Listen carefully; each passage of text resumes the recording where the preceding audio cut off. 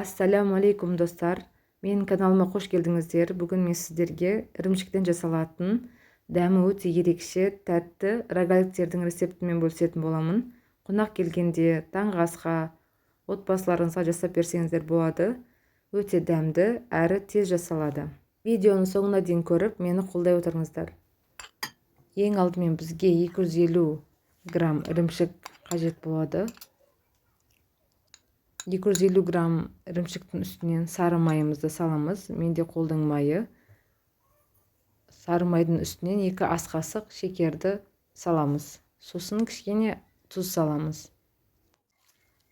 Қасықтың көмегімен осылай майымызды езіп, шекерімізді араластырып, біркелкі масса болғанға дейін жақсылап езіп араластырып аламыз.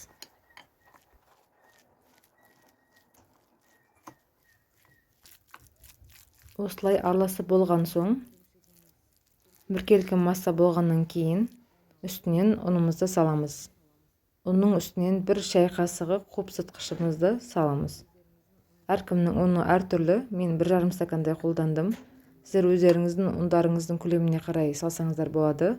Неғұрлым ұндарыңызды аз салсаңыздар, қамырымыз өте нәзік әрі жұп-жұмсақ болып шығады. Мен ең алдымен бірінші қасықтың көмегімен араластырып алдым. Одан кейін осылай қолымызбен жақсылап қамырымызды иілеп аламыз. Иленген қамырымыздың бетін жауып, 2-3 минутқа алып қоямыз. Мінекей біздің қамырымыздың июі қанды. Енді қамырымызды осылай 2 бөлікке бөліп, бір бөлігін бөлек алып қоямыз. Екінші бөлігін жая бастаймыз.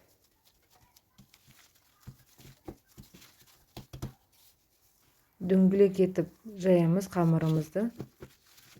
Қамырымыз өте нәзік, жұмсақ болады.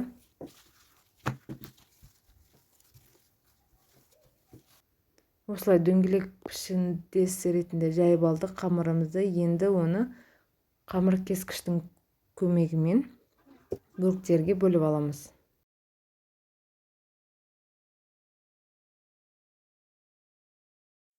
Осылай 3 бұрышты етіп бөліп аламыз. Сосын әрбір 3 бұрыштың 3 жағынан осылай кескіндерді кесіп шығамыз. Қалың 3 бұрыш болатын болса, 3 кескінге кесіп алдым мен. Ал қалғандарынан 2 кескін жасадым. Енді осылай кесіп алған 3 бұрыштарымыздың үстінен шекерімізді сеуіп шығамыз.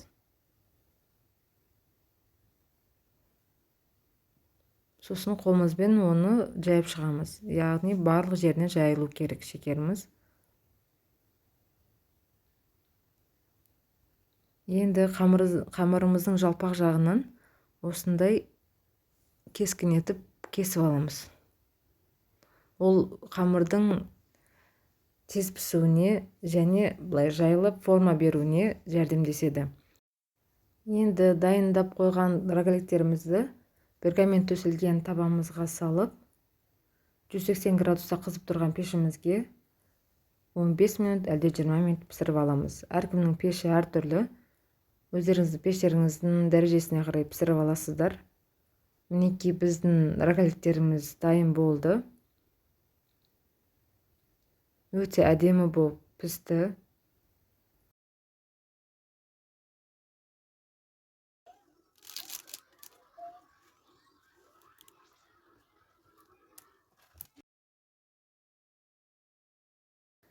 Енді піскен рогаликтеріміздің үстінен ұнтақталған шекерімізді сеуіп шығамыз.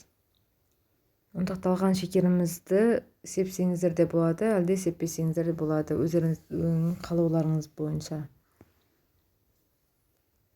Ұнтақталған шекер сепсеңіздер, рогаликтердің көркін ашады, әрі тәттілігін біраз арттырады. Мінекей достар, қонақ келгенде таңғы асқа осылай отбасыларыңызға жасап берсеңіздер болады. Рогаликтеріміз өте дәмді әрі жұмсақ, дәмі өте тәтті болып пісті.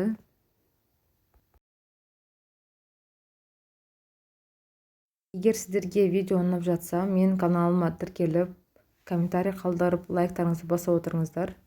Көргендеріңізге рахмет. Ас болсын, сау болыңыздар.